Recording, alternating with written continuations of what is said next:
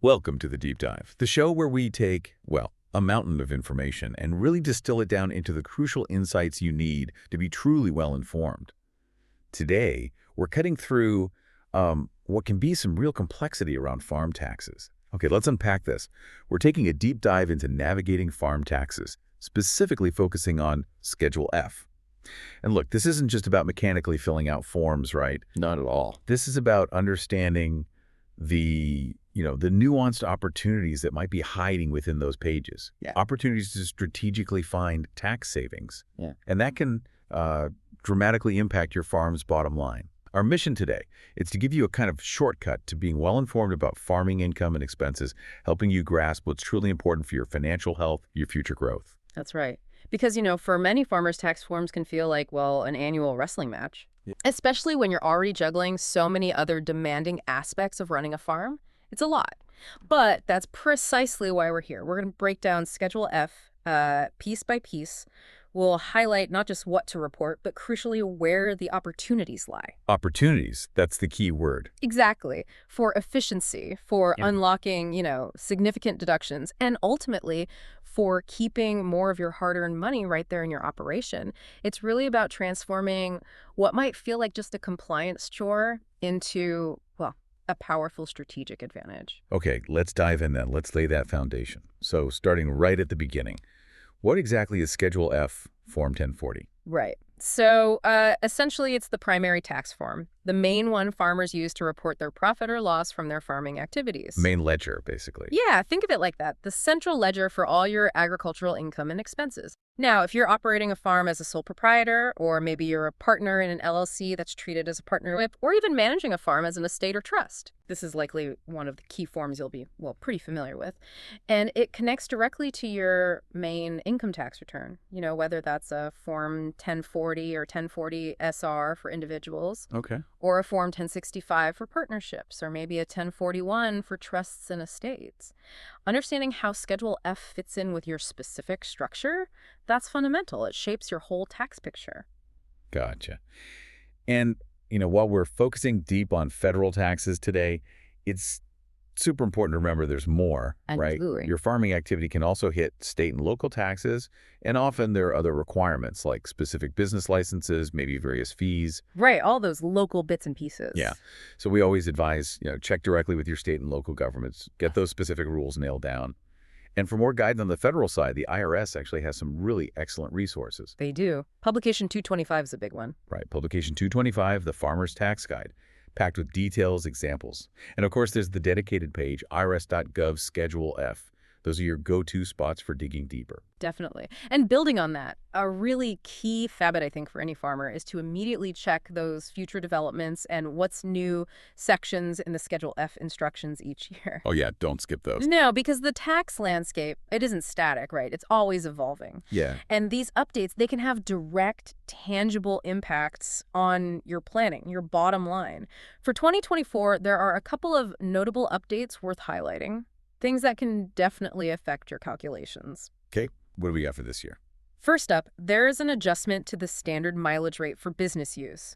For 2024, that rate has bumped up to 67 cents per mile. 67 cents. A lot. Now, for a lot of farmers, this isn't just some minor tweak. It can be pretty significant. Yeah, I can see that. Think about all the driving. Exactly. Transporting livestock, hauling equipment between fields, running into town for supplies, scouting plots. I mean, those miles add up fast. They really do. So this standard rate offers a pretty straightforward way to calculate your deductible vehicle expenses, without tracking every single little receipt for gas or oil changes or repairs. For some folks, choosing the standard rate instead of tracking actual expenses, it can lead to a substantially larger deduction, directly cuts your taxable income. So a simple choice, potentially big savings. It's a prime example, really, of how what looks like a small change can have a big financial ripple effect. Okay, what else is new?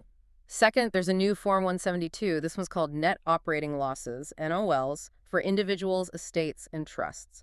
Form 172 for NOLs. Got it. Right. And it's now the designated form for figuring out and reporting those crucial NOLs.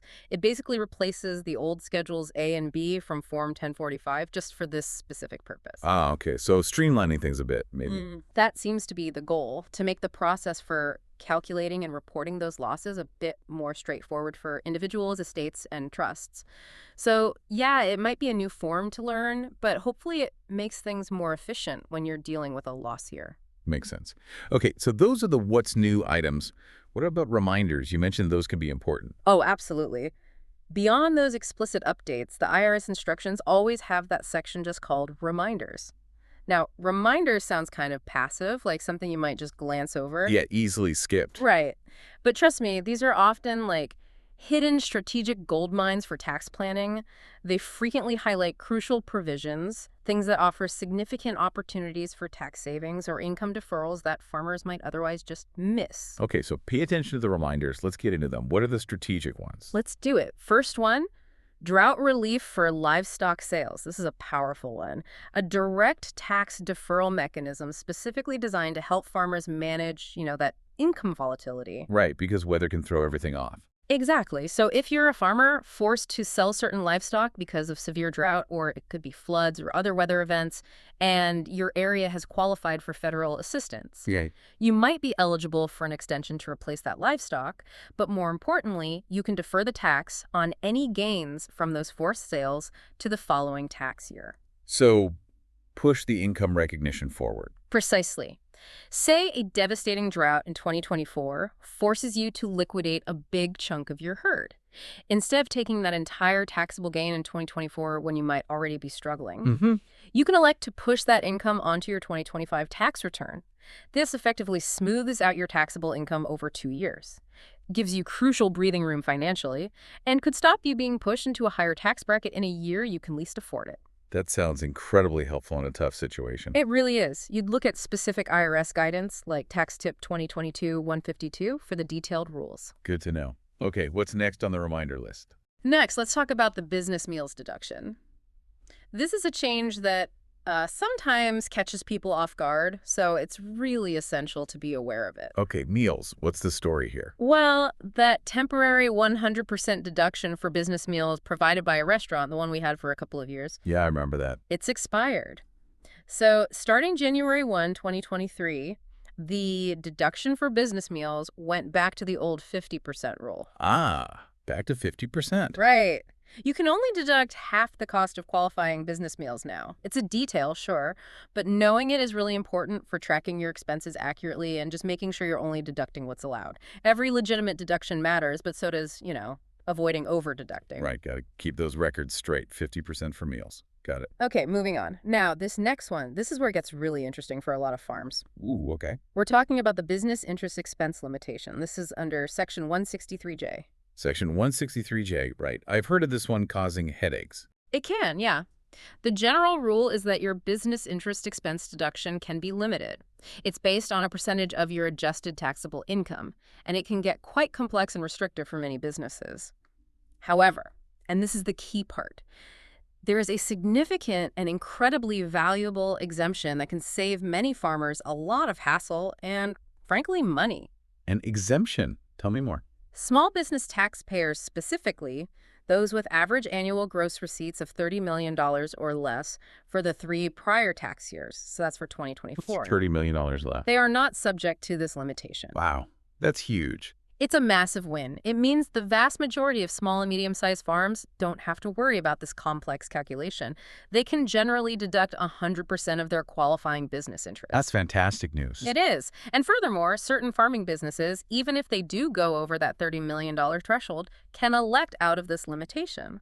Now, that election comes with a trade-off. They'd have to use the less aggressive alternative depreciation system for certain property. Okay, a trade-off there. Right. But for the vast majority of farmers listening, this exemption from the interest expense limitation, it's a monumental relief.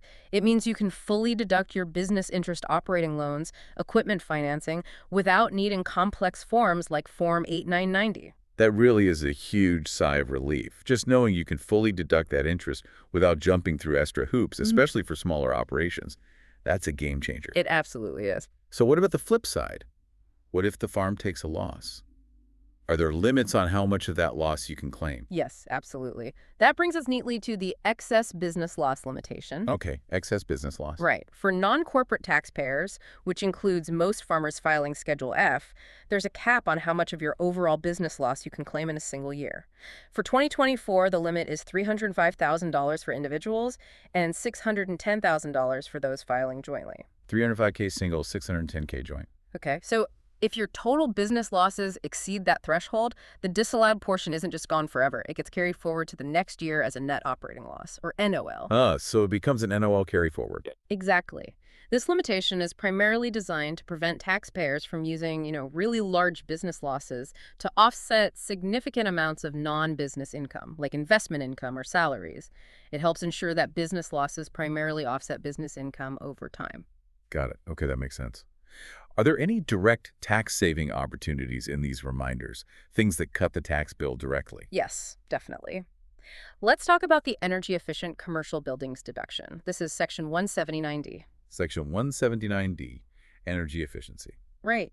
If you're investing in upgrades to make your farm's commercial buildings, think barns, storage facilities more energy efficient, you can use Form 7205 to claim deductions for those qualifying expenses. What kind of upgrades count? It could be significant improvements to, say, your barn's lighting, maybe the HVAC systems and storage facilities, or enhancing the building's thermal envelope, insulation and things like that. Yeah. And this isn't just good for the environment or your utility bills, which it is. Mhm. It's a direct deduction that can significantly reduce your tax liability in the year you make the investment. It's basically an incentive to invest in sustainability that pays off directly on your tax return. Nice. An incentive that actually saves you tax dollars. Exactly. Now, maybe one of the most crucial and sometimes misunderstood deductions for many farmers is the qualified business income deduction, or QBI. QBI. This one gets a lot of buzz. It does, and for good reason. For tax years starting after 2017, you, as a farmer, might be entitled to deduct up to 20% of your qualified business income directly from your farming operation. Up to 20%. That's substantial. It is. And this deduction is taken right on your Form 1040 or 1040 SR. What makes it so incredibly powerful is that it's in addition to your standard or itemized deduction. On top of everything else. Yes. It provides a separate, substantial tax benefit on top of all your other deductions. It effectively lowers your taxable income by a significant chunk. Now, it does come with various limitations, things based on your overall taxable income, the amount of W-2 wages you pay, the unadjusted basis of qualified property in your business. Okay, so there are rules. There are rules, and the calculation can get complex, but the potential savings are huge. It's absolutely worth exploring, probably with your tax professional. And there are also special rules if you're a patron of an agricultural or horticultural cooperative. Certain distributions on Form 1099 PATR get factored into your QBI calculation with specific adjustments, making sure it's handled fairly and maximizing the benefit. Wow. So QBI is almost like a bonus deduction, potentially knocking 20% off your farm income after other expenses. That's fantastic. It can be, yes. A very powerful tool. And speaking of losses again, what happens if a farm has a really tough year? A significant net operating loss, or NOL? Excellent question. And that highlights another vital mechanism for tax management, the net operating loss, NOL, itself. Now, for most businesses these days, NOLs generally can't be carried back to prior tax years anymore. Right, that changed. It did. But farming losses, they're a very unique and beneficial exception. Oh, how so? If you have an NOL that's directly attributable to your farming activities, you must carry it back to each of the 2 tax years immediately preceding the loss year. A 2-year carryback. Still. Yes, for farming losses. Yeah. Unless, and this is important, you specifically elect to forego that carryback and instead just carry the loss forward to a later year. Okay, so you have a choice, but the default is carryback. Exactly. And that carryback provision is incredibly valuable. It lets you recover taxes you paid in prior profitable years. You essentially get a refund for taxes you've already paid. That sounds like a crucial lifeline. It is. It provides critical financial support during periods of significant loss, helps stabilize your cash flow when you need it most. It lets you smooth out those inevitable highs and lows of farming income. 2-year carryback for farm NOLs. That's a key takeaway. Definitely. And finally, one last reminder that offers considerable simplification. reduces the accounting burden for many farmers, small business taxpayers, and the cash method of accounting. Ah, yes, cash versus accrual. Right. For tax years beginning after 2017, significantly more small business taxpayers are eligible to use the simpler cash method. And again, this generally applies to those with average annual gross receipts of $30 million or less for the 3 prior tax years. That $30 million threshold again. Yes, it's a key number. Using the cash method means you report income when you actually or constructively receive it, and you deduct expenses when you actually pay them. Much simpler than accrual. Often, yes. It's usually far less complex than the accrual method, which requires managing inventory and matching income and expenses when they're earned or incurred, regardless of cash flow. For many farmers, sticking with the cash method means less paperwork, simpler tax prep. Great stuff. That really lays the groundwork and covers the latest changes and key reminders for Schedule F itself. But, so what does this all mean beyond just Schedule F? Right. Because the reality is a farm tax return is rarely just that one form, is it? Sure. It's usually more like a dynamic puzzle. Lots of interconnected forms, each capturing specific income or expenses, or maybe unlocking unique benefits. Exactly. You've got to see the whole picture. Understanding how they all fit together seems absolutely key to building like a holistic and optimized farm tax strategy. You've hit the nail on the head. When we talk about truly optimizing your farm's financial health through taxes, we're not just looking at Schedule F in a vacuum, we're looking at everything. Schedule F is central, absolutely. But these other forms, they play vital supporting roles, and many of them, they unlock strategic tax planning opportunities that can be really substantial. Okay, so let's broaden the view. What are some of these other key forms farmers need to know about? All right, let's start with Schedule E, Form 1040, Part 1. This is generally for supplemental income and loss. Schedule E. Farmers might use it to report rental income, specifically from pasture land, but only if that income is based on a flat charge, just a simple rent payment. Flat charge for pasture, Schedule E. Right. It's also used for farm rental income and expenses of a trust or estate when that income is based on crops or livestock produced by a tenant. But here's a really crucial distinction, one with real dollars and cents impact for tax planning. Okay. If you receive pasture income from actively taking care of someone else's livestock on your land, providing services beyond just renting the space. So you're actually doing work. Exactly. That income is not reported on Schedule E. It goes on Schedule F, Line 8, because it's considered active farming business activity. And why does that distinction matter so much? Self-employment tax. Income on Schedule E is generally not subject to self-employment tax. That saves you those Social Security and Medicare contributions, but income on Schedule F generally is subject to it. Wow. So knowing where to report that pasture income could literally save thousands in self-employment tax if your involvement is passive. Potentially, yes. It's a critical difference. Okay, that's a big one. What else? Then there's Schedule J, Form 1040, income averaging. This is a truly key tax-saving strategy, particularly valuable for farmers. Income averaging, Schedule J. Yes. Farming income, as we know, can fluctuate wildly year to year. Weather, market prices, things totally outside your control. Tell me about it. Schedule J lets you average your farm income from the current year over the previous 3 years. The immense benefit here, it can significantly cut your tax liability in a high-income year. How does that work? Instead of paying tax at maybe a higher marginal rate in a peak income year, you effectively spread that income out across the prior years. This often lowers your overall average tax rate and results in substantial tax savings. It's a powerful tool for managing that inherent income volatility. Smoothing out the peaks and valleys. That sounds incredibly useful. It is a very important one for farmers. Then, of course, we can't forget Schedule SE, Form 1040, self-employment tax. Right, the inevitable SC tax. If you have net income from your farming business as a sole proprietor or partner, you're almost certainly going to be subject to self-employment tax. This covers your contributions to Social Security and Medicare. It's how you build up credits for future retirement and healthcare benefits. So, accurately reporting and paying into the system is essential. It's an expense now, but it's also an investment in your future. True. Got to pay into the system. What about credits? Are there forms for those? Yes, Form 3800 General Business Credits is really important here. It acts like a gateway. It's where you claim various credits that can directly reduce your tax liability, dollar for dollar. Dollar for dollar reduction, that's powerful. Extremely powerful. These aren't just deductions reducing taxable income, they're actual reductions in the tax you owe.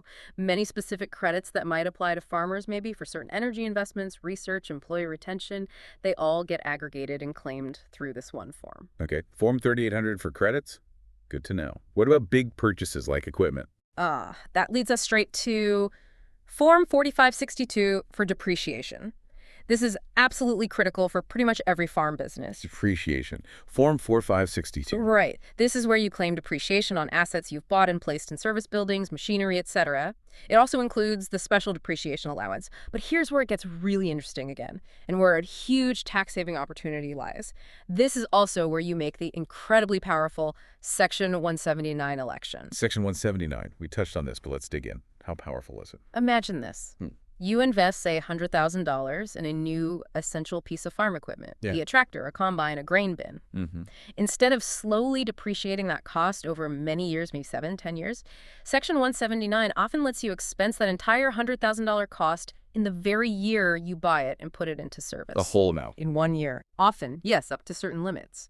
For a growing farm, that immediate reduction in taxable income can free up substantial capital to reinvest, expand, or just bolster your reserves instead of being tied up in future tax payments. It's about leveraging your investments for immediate tax relief and better cash flow. Wow. Section 179 sounds like a must-consider for any major farm purchase. Absolutely. A cornerstone of farm tax planning. Now, moving on, there's Form 4835, Farm Rental Income, No Material Participation.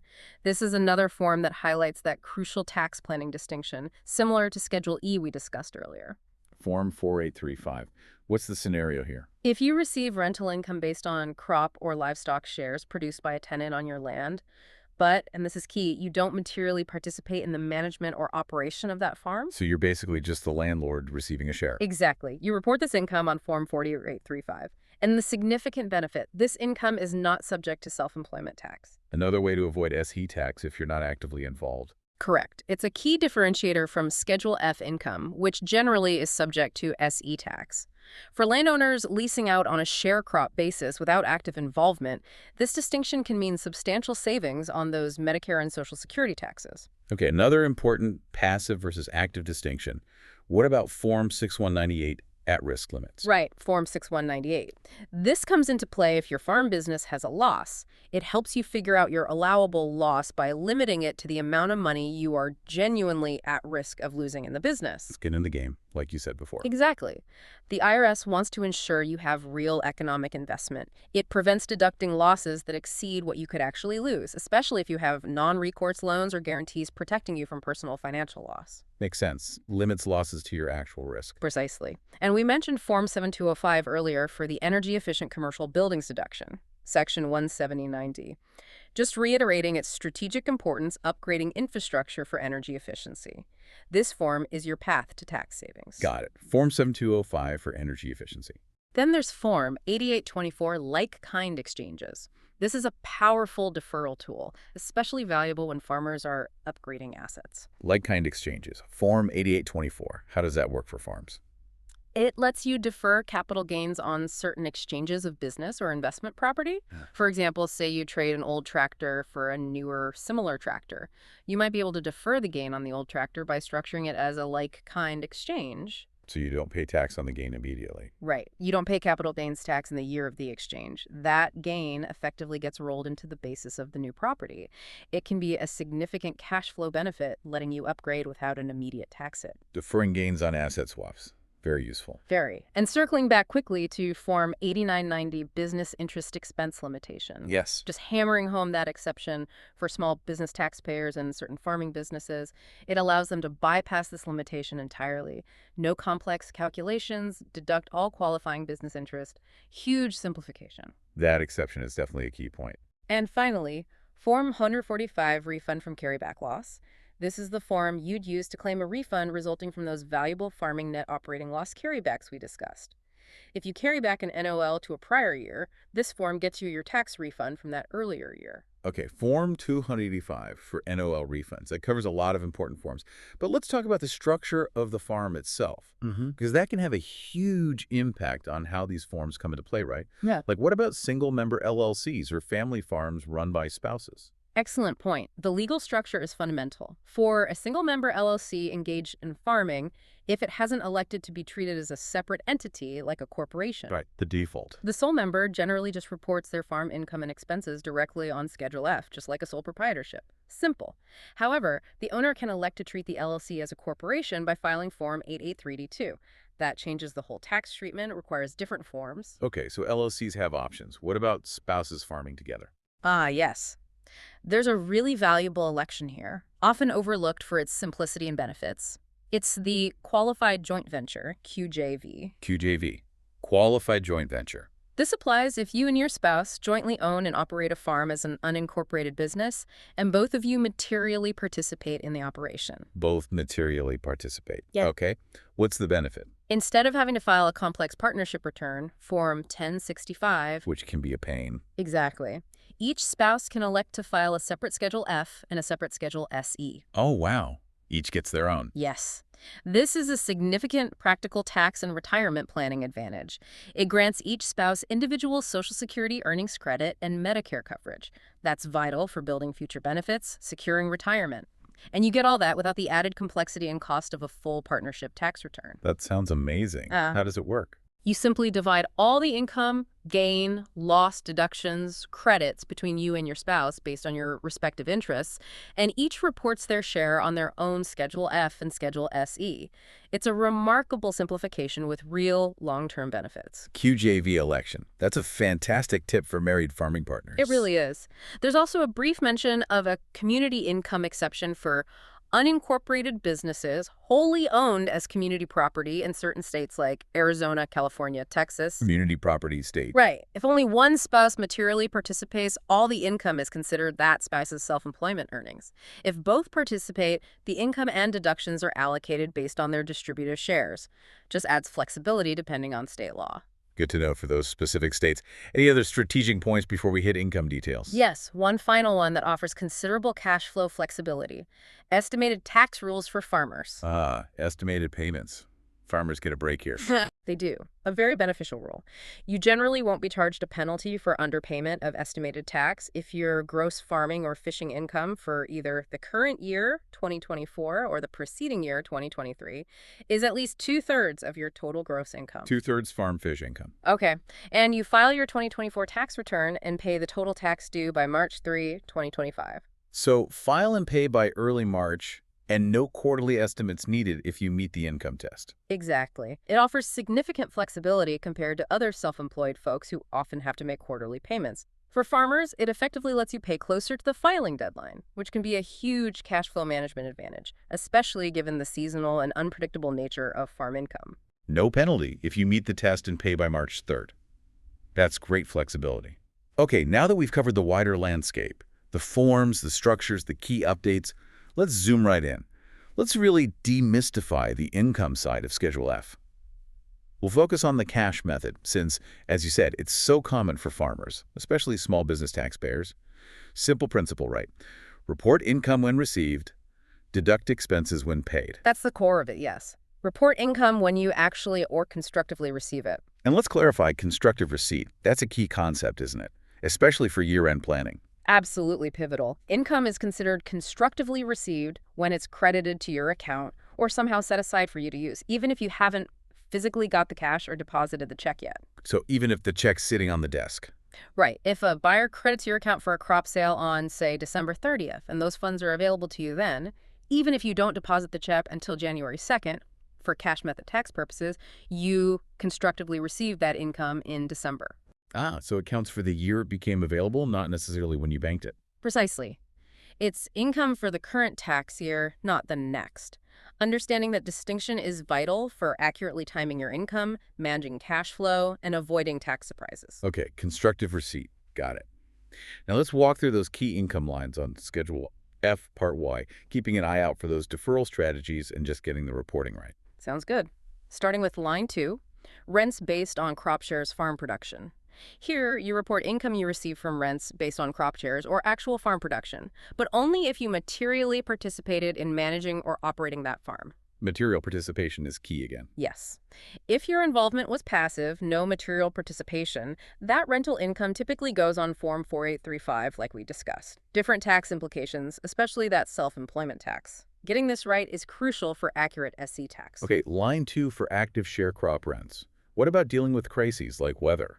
Right, that brings us to a significant income deferral strategy. Sales of livestock due to weather-related conditions. We mentioned this briefly. Let's get the details. If you're forced to sell livestock, cattle, sheep, etc., because of drought, flood, or other specific weather conditions, and your area officially qualifies for federal aid because of it. Good. Needs federal qualification. Yes. Then you can elect to report the income from that forced sale in the year after the actual sale. The year after. Again, smoothing income. Exactly. If severe drought in 2024 forces you to sell off a lot of cattle, you can elect to push that income to your 2025 return. Avoids a big income spike in a potentially rough year, gives you time to rebuild or recover financially. A really valuable option in tough times. Definitely. Now, as a farmer, you'll often receive various forms 1099 or maybe a CCC 1099-G. Right, those information returns. These are essential for correctly identifying and reporting your income. For instance, a Form 1099 PATR for cooperative distributions usually points you to line 3A. Yep. A 1099 MISC for crop insurance often goes to line 6A. A 1099-G or a CCC 1099-G for disaster payments also lands on line 6A. Other agricultural program payments typically go on line 4A. So the 1099s basically tell you where things go on Schedule F. They act as your guide, yeah. Helps ensure accuracy and compliance. Okay, let's dig into lines 3A and 3B. Distributions from cooperatives. What's key here? Right. If you receive distributions from an agricultural co-op in 2024, you'll usually get a Form 1099 PATR. Line 3A is for reporting your total distributions, patronage, dividends, non-patronage, whatever they paid you. Total on 3A. Go. But here's a crucial tax-saving insight that many farmers miss. A tax-saving tip. Yes. You don't include patronage dividends you received from buying personal or family items, capital assets like equipment, or depreciable assets as income on line 3B. So dividends from buying certain things aren't immediate income. Correct. Instead, the dividend amount you got from those specific types of purchases actually reduces the cost or basis of those items. Reduces the basis. How is that a tax benefit? Well, it lowers your basis in the asset. That might mean less depreciation you can claim over its life, or potentially a higher taxable gain if you sell it later. But crucially, it avoids immediate income recognition now. That's a significant cash flow advantage in the current year. So it defers the tax impact, effectively. That's clever. It is a subtle but valuable point. Okay, what about lines 4A and 4B? Government agricultural program payments. Line 4A is where you report the total amount of government payments received. This covers a wide range: price loss coverage, ag risk coverage, those COVID-related food assistance payments, market facilitation program payments, even market gain you might realize from repaying a CCC loan for less than the original amount. All the various program payments go on 4A. Total amount, yes, but on line 4B, you report only the taxable amount. The taxable amount might be different. It can be. For example, if you made that election to report CCC loan proceeds as income when you received them, which we'll talk about next, then you wouldn't report any later market gain from redeeming that loan on line 4B because you already recognize the income. It prevents double taxation. Gotcha. Only tax at once. So let's talk lines 5A through 5C, CCC loans, Commodity Credit Corporation loans. Right. Generally, when you get proceeds from a CCC loan, that money is not immediately considered income, it's a loan. Okay, normally not income. However, there's that powerful tax management election many farmers use. You can choose to treat the loan proceeds as income in the year you receive them, instead of waiting until the commodity is sold or the loan is repaid. Why would someone choose to report loan money as income early? Strategy. It's a way to level out your income over several years, maybe avoid being pushed into a higher tax bracket in a future year when you might sell the commodity. If you anticipate a really high income year down the road, taking the loan proceeds as income now could smooth out your tax liability overall. Managing tax brackets across years. Smart. If you make that election, you report the proceeds on line 5A. Now, if a CCC loan is forfeited, meaning you don't repay it, the government takes the commodity. Yeah. You include the full forfeited amount on line 5B. And if you didn't elect to report the loan proceeds as income initially, you'd also include that forfeited amount on line 5C. It just makes sure the income gets recognized eventually. Ensures it gets taxed one way or another. Makes sense. What about crop insurance? Lines 6A through 6B. Another significant tax-saving election here related to crop insurance proceeds, federal crop disaster payments. Another deferral option. Yes. Generally, you report these proceeds in the year you actually receive them. But if 2024 was the year your crops were damaged, you can elect to include certain eligible proceeds in income for the next tax year, so 2025. Defer crop insurance payouts to the next year if the damage happened this year. Exactly. Similar to the forced livestock sales, it provides vital flexibility. Maybe you had huge damage in one year but expect higher income next year, or you just want to spread the income out. One important point. If you elect to defer any eligible proceeds from a single trade or business, you must defer all such eligible proceeds from that specific business. You can't pick and choose within one farm operation. All or nothing for that business. Yeah. Got it. And the lines. 6A, 6B, 6 Right. 6A is for the total received, 6B is the taxable amount you're not deferring, and 6PIN is for amounts you deferred from the prior year that are now becoming taxable in the current year. Okay, that covers the mechanics. What about line 8? Other income, the catch-all. Exactly. Line 8 is for various income sources not reported elsewhere. Could be anything from income from bartering, state gas tax refunds, maybe recapture of excess depreciation if your business use of property drops. Lots of miscellaneous stuff. Yes. What's particularly important here is how to handle cancellation of debt income.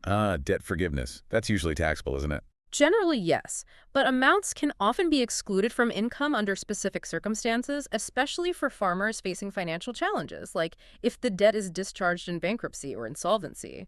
Publication 4681 has the details. These exclusions can be a real lifeline.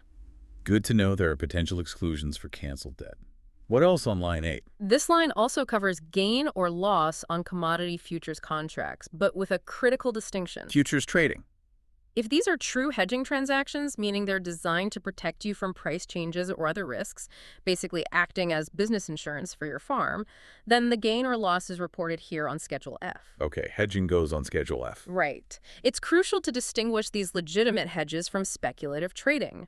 Speculation goes on Form 6781. For proper hedging treatment, you must clearly identify the hedging transaction and what specific item is being hedged in your books and records before the transaction closes. This ensures you're accurately reporting your risk management activities, not just market speculation. Identify hedges properly. Yeah. Got it. That wraps up the income side nicely. All right, we've meticulously navigated the income side, figured out how to report earnings, how to strategically defer. But now, here's where it gets really interesting. The expense section, Part 2 of Schedule F. The heart of the deductions. Exactly. This is where we find those opportunities to legitimately keep more of your hard-earned money, right? By significantly cutting your taxable income. Now, before we dive into the specifics, just a quick but important reminder. You generally cannot deduct personal or living expenses on Schedule F. Correct. Or the value of animals you raised that died, or inventory losses unless you're on accrual, or personal losses.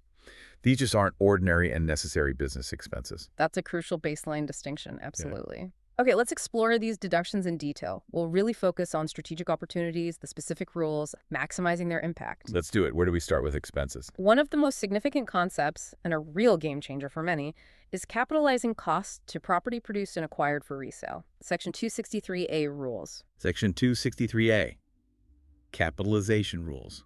Sounds complicated. The general rule is a bit complex. Yeah. It says direct and indirect costs tied to producing property like crops or livestock or acquiring it for resale usually have to be capitalized, added to the cost basis, deducted slowly over time. Slower deductions. Yeah. Not ideal for cash flow. Generally not. However, here comes that massive tax-saving exception again for small business taxpayers. That $30 million threshold. Exactly. If your average annual gross receipts are $30 million or less for the 3 prior tax years, for 2024, you are not required to capitalize costs under Section 263A. Wow, so most farmers can just deduct those costs immediately. Largely, yes. It simplifies accounting immensely. And critically, it allows immediate deduction of many costs that would otherwise have to be capitalized and depreciated over several years. Huge win for cash flow, cuts current year taxes. That is a serious advantage for smaller operations. Are there other exceptions?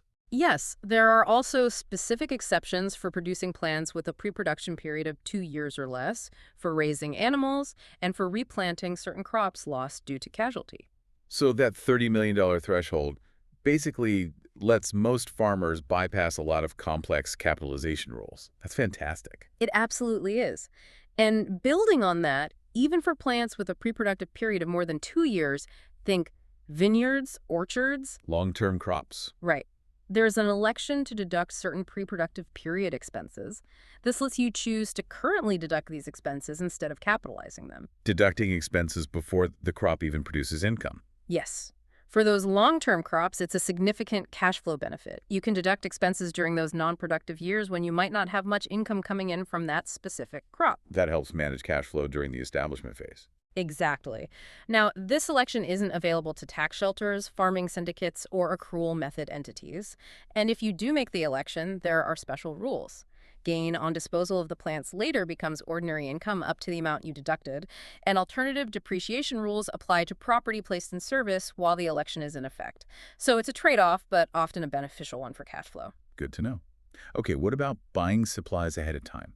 Prepaid farm supplies. Right. If you're cash method and you prepay for supplies like feed, seed, fertilizer, there's a potential 50% limit. 50% limit. How does that work? If your total prepaid supplies for the year amount to more than 50% of your other deductible farm expenses, your deduction for those prepayments might be limited to 50% in the year you pay. The excess gets deducted in the year the supplies are actually used or consumed. So you can't just prepay everything at year-end to slash taxes? Not necessarily. However, there are important exceptions, especially for livestock feed. You can often deduct the entire prepaid amount for feed in the current year if you meet 3 tests. 3 tests for feed. Okay. 1, it has to be an actual purchase, not just a deposit. 2, it must have a legitimate business purpose beyond just tax avoidance. 3, it can't materially distort your income. If you meet those, you can usually deduct it all when paid, subject to that overall 50% prepaid supplies limit. So planning your prepayments is key. Purchase, purpose, no distortion. Got it. Now, line 10. Car and truck expenses. What's the strategy here? You have a significant choice. You can deduct the actual expenses related to your farm vehicle, use gas, oil, repairs, insurance, depreciation. Tracking all the receipts. Right. Or you can opt for the simpler standard mileage rate, which, as we said, is 67 cents per mile for 2024. If you use the standard rate, you also add parking fees and tolls. Actual expenses versus standard rate. How do you choose? You run the numbers. See which method gives you the bigger legitimate deduction for your specific situation. If you go with actual expenses, the depreciation part gets calculated and reported on line 14, depreciation, and any lease payments go on line 24A, rent lease. Regardless of which method you choose, you must attach Form 4562 Part V to provide the vehicle details. Okay, do the math. Pick the better option. Attach Form 4562. Makes sense.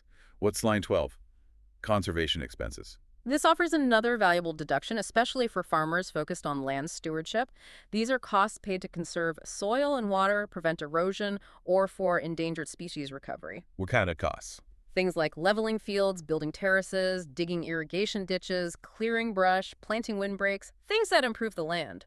Crucially, though, these expenses must be consistent with a conservation plan approved by the USDA Natural Resources Conservation Service, or a similar state agency. Needs an approved plan. Okay. Is there a limit? Yes, there's a deduction limit. You can't deduct more than 25% of your gross income from farming in any given year for these specific conservation expenses. 25% of gross farm income limit. What if your expenses are higher? Here's the valuable part.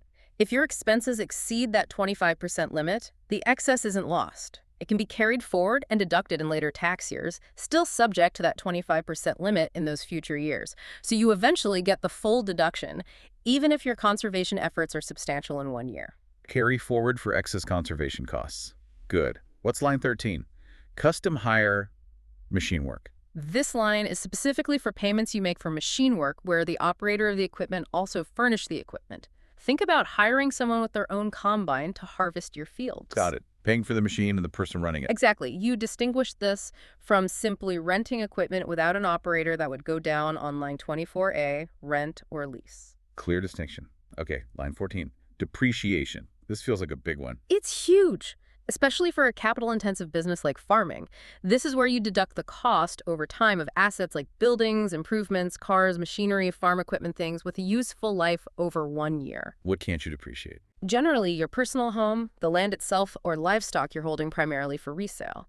But the major tax-saving opportunity here is Section 179. We keep coming back to it because it's so powerful. Let's hit it again. Section 179, expensing. It allows you to expense, meaning deduct immediately, a large portion, often the full cost of qualifying property you bought and placed in service in 2024, right in the current year. That immediate deduction power. Yes. Instead of deducting, say, $7,000 a year for 7 years on a $50,000 piece of equipment, Section 179 might let you deduct the entire $50,000 upfront.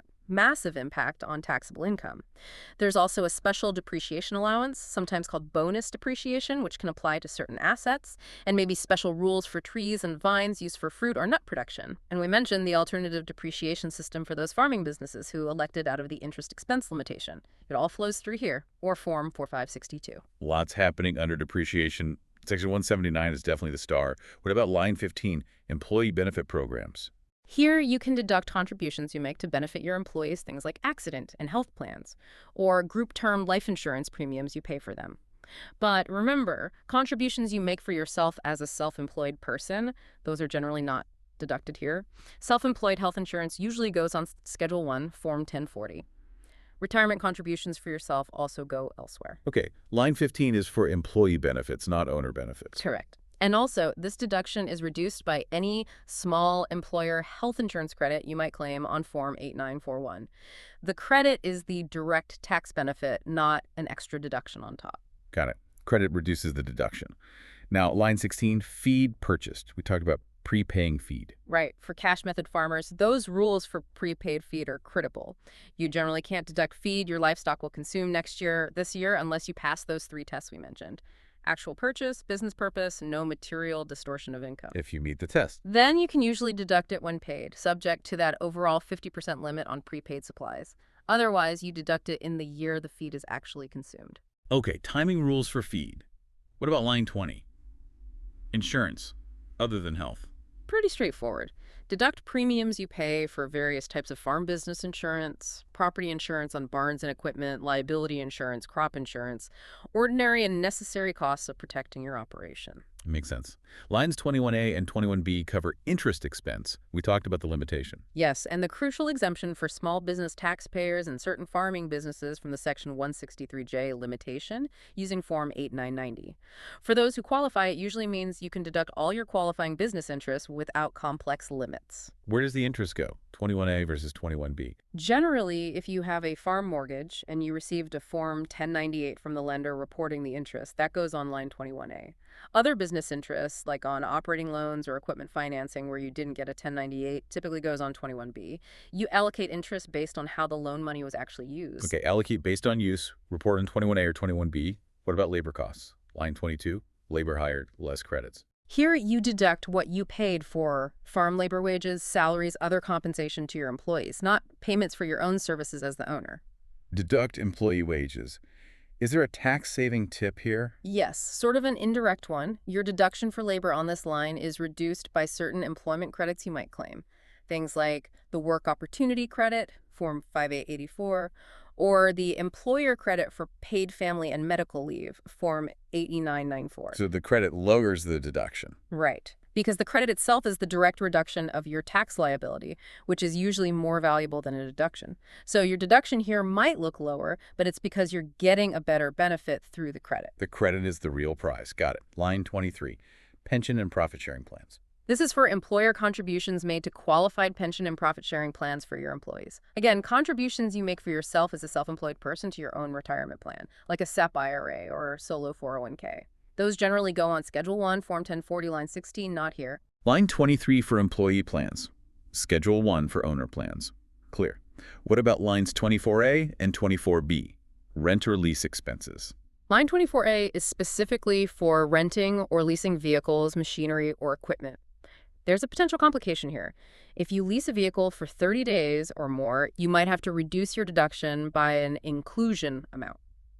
It's designed to prevent getting too much of a deduction compared to owning. Inclusion amount for long-term vehicle leases. Okay. And 24B. That's for renting or leasing other property for your farm business, like pasture land or farmland. Pretty straightforward rent payments. Okay, now, line 25, repairs and maintenance. This seems like an area where things could get confusing. Repair versus improvement. It's a crucial distinction, absolutely, because it dictates whether you deduct the cost immediately or have to capitalize and depreciate it over time. You can deduct amounts paid for ordinary and necessary repairs and maintenance that keep your farm property in good operating condition, but don't materially add to its value or substantially prolong its life. Yeah. Patching a fence, replacing a worn part on a tractor, routine servicing of equipment, things that just keep it running. In contrast, improvements, things like building a new barn, adding a significant extension, a major overhaul that extends the property's life or increases its value, those must be capitalized and depreciated. So, fix versus enhance. That's a good way to think about it. Yeah. There's also an election you can sometimes make to capitalize and depreciate certain repair and maintenance amounts if you treat them that way on your books, giving some flexibility. Good to know. Okay, line 29, taxes. What kind of taxes are deductible here? Various taxes related to your farm business. This includes real estate and personal property taxes on your farm assets. Also, the employer's share of Social Security and Medicare taxes you pay for your employees, federal unemployment tax, FUTA, federal highway use tax, and state unemployment or disability contributions that count as taxes. Okay, business-related property and employment taxes. What about taxes on your home? Here's that strategic twist. Taxes on your personal home are generally not deductible on Schedule F. However, if you use a portion of your home exclusively and regularly for your farm business, the business use of your home expenses related to that use, including a portion of your property taxes, can be deducted later, down on line 32 as an other expense. So you might get a partial deduction for home property taxes via the business use of home deduction. Interesting. Exactly. It connects there. What about line 30? Utilities? Deduct the business portion of utilities like gas, electricity, water used for the farm, but be aware of the first telephone line rule. First phone line rule. You generally cannot deduct the basic rate, like the base monthly charge of the first telephone line into your personal residence, even if you use it for business sometimes. However, you can deduct specific business expenses beyond that basic rate, like long-distance business calls.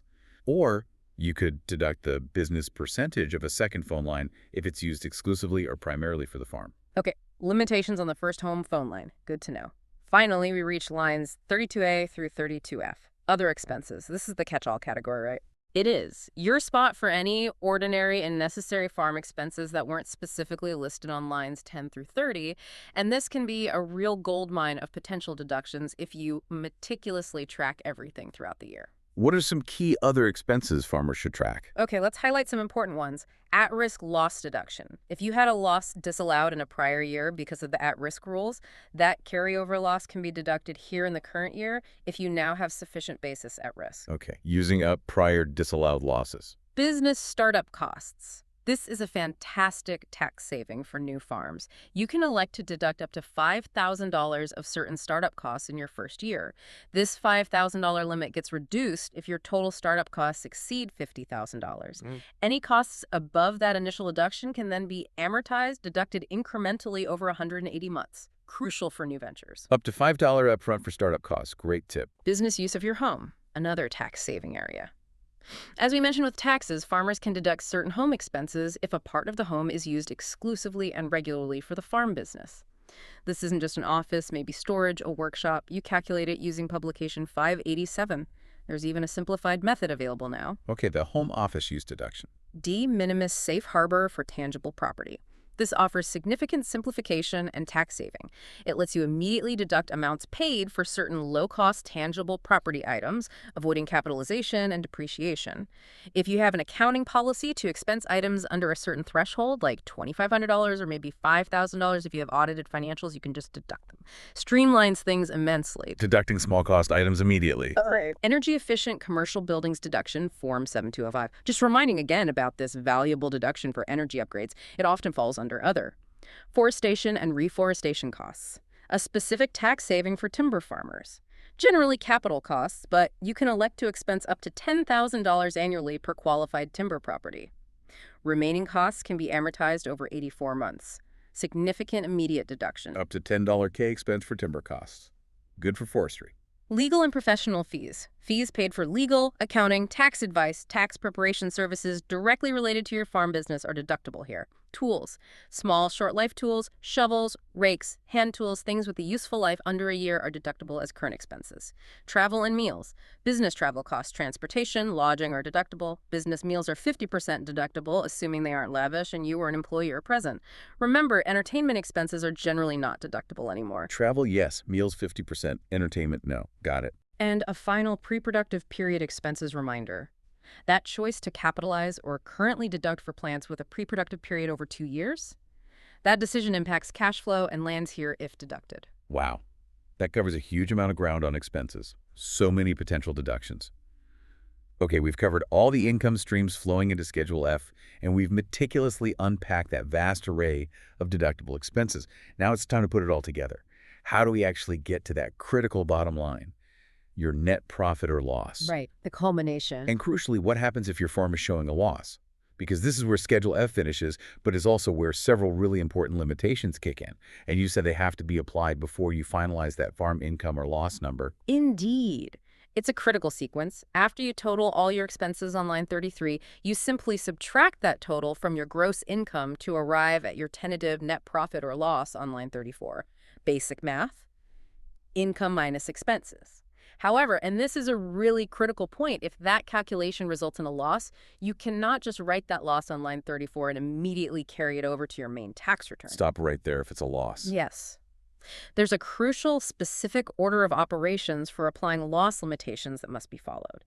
Getting this sequence wrong can lead to delays, disallowed deductions, potentially penalties. Okay, order matters. What's the first limitation for losses? First, you must apply the at-risk rules, Form 6198. We touched on this.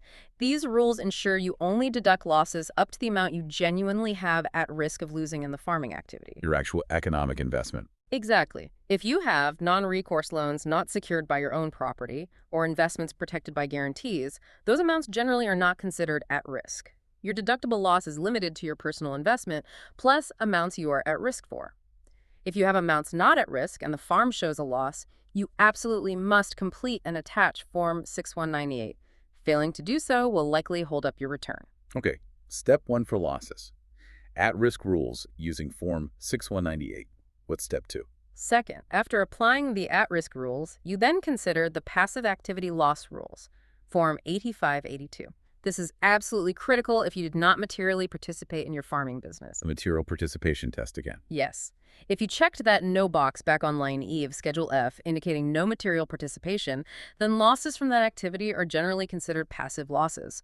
Under these rules, passive losses are typically only deductible to the extent you have income from other passive activities. You generally can't use passive farm losses to offset your active business income, salary, or investment income. It's a key rule that can severely limit loss deductions if you're not actively involved. Step 2. Passive activity loss rules via Form 8582 if no material participation. Okay, what's third? Third, and this often overlaps with the first two, is the excess business loss limitation, Form 461. That overall loss cap we discussed. Right. For non-corporate taxpayers, there's that annual limit on how much total business loss you can deduct across all your businesses. For 2024, it's $305,000 for individuals, $610,000 for joint filers. If your aggregate business losses, after applying both the at-risk and passive activity rules, are still greater than this threshold, the excess amount is disallowed for the current tax year. Step 3. Excess business loss limitation using Form 461. And the disallowed part. It's not lost. It's treated as a net operating loss, NOL, carryover to the next year. So you apply these 3 limitations: at risk, passive activity, excess business loss, in that specific order. At risk, passive, excess. Got the order. So after applying all those potential limitations, the final number, that's what goes on line 34. Yes, the final calculated net profit, or the allowable net loss after those limitations, is what ends up on line 34. And that final number is then reported in several key places. Where does it flow from Schedule F? For individual farmers filing Form 1040, that final profit or loss goes directly to Schedule 1, Form 1040, line 6. And importantly, if you have a net profit, that amount also flows to Schedule SE, Form 1040, line 1A. That's where your self-employment tax calculation begins, covering Social Security and Medicare. Okay, Schedule 1, line 6, and Schedule SE, line 1A if it's a profit. What about partnerships or trusts? For partnerships, partnerships, the information contributes to the calculations on Form 1065, and for trusts and estates, it flows into Form 1041. Got it. Now, you mentioned something positive about profits, Right. earned income. Yes. On a more positive note, if you do end up with a net profit on Schedule F, that amount is considered earned income. This is significant because it may qualify you for the Earned Income Credit, EIC. The IC. Yes, it's a valuable refundable tax credit for lower and moderate income working taxpayers. A farm profit could potentially help you qualify for it, providing a direct financial boost, possibly even a refund. Farm profit could lead to EIC. Good point. Hmm. Any other nuances around the final profit loss? Yes, one specific important distinction for some farmers receiving Conservation Reserve Program, CRP, payments. CPR payments. Okay. If you receive Social Security retirement or disability benefits in addition to those CRP payments, those specific CRP payments are not subject to self-employment tax. Well, another SE tax exemption related to Social Security benefits. Exactly. This can be a substantial tax saving for eligible individuals. You wouldn't adjust it on Schedule F itself, but typically you deduct these specific CRP payments from your net farm profit or loss when calculating your self-employment income down on Schedule SE, line 1B. Okay, specific adjustment on Schedule FE for CRP payments if receiving Social Security. Good detail. And finally, just for completeness, we should mention Part 3 of Schedule F. This section exists, but it's dedicated to farm income reported using the accrual method of accounting. The less common method for smaller farms. Generally, yes. It's typically for those required to use inventory accounting. Income is reported when earned, not necessarily when received, and expenses when incurred. It has its own specific rules, but the cash method, which we focused on, is far more prevalent for small business taxpayers due to its relative simplicity. Okay, good to acknowledge. Part 3 exists for accrual filers. Yeah. Wow. We have really gone on quite a journey, haven't we? Through the often, intimidating but ultimately incredibly insightful world of Schedule F. We covered a lot of ground. We really did. We've uncovered not just, what boxes to fill, but why it matters, why it's critical for your farm's financial health, its long-term sustainability. We've highlighted some really powerful tax-saving strategies, things like the QBI deduction, that immediate cash flow boost from Section 179 expensing, those various income deferral elections for weather sales or crop insurance, and all those crucial benefits and exemptions designed specifically for small business taxpayers, which includes so many farmers. So what does this all mean? I think it means you, the listener, now have a much clearer roadmap, a way to manage your farm's taxes more effectively. You can move beyond just, complying with the rules to proactively optimizing your financial position, understanding where those opportunities lie to keep more of your hard-earned money working for your farm. What's truly fascinating here is how the tax code, complex as it undeniably is, It is complex. it offers these very specific avenues for farmers to optimize their financial position. The real aha moment, I find, often comes from understanding that diligent record keeping. It isn't just about compliance or, preparing for a potential audit. Right, there's more than that. It's about proactively identifying and then leveraging these precise opportunities we've spent this time discussing. And this raises, I think, an important question for reflection. Beyond just the numbers and the forms, how might these strategic tax insights actually influence your future farming decisions? Good question. From when you invest in new equipment to benefit most from Section 179 to how you structure things for succession planning, or even just how you manage your operations day to day to align with these beneficial rules. How does tax strategy weave into your overall farm strategy? That's a great thought to leave people with. How does tax thinking influence the bigger picture?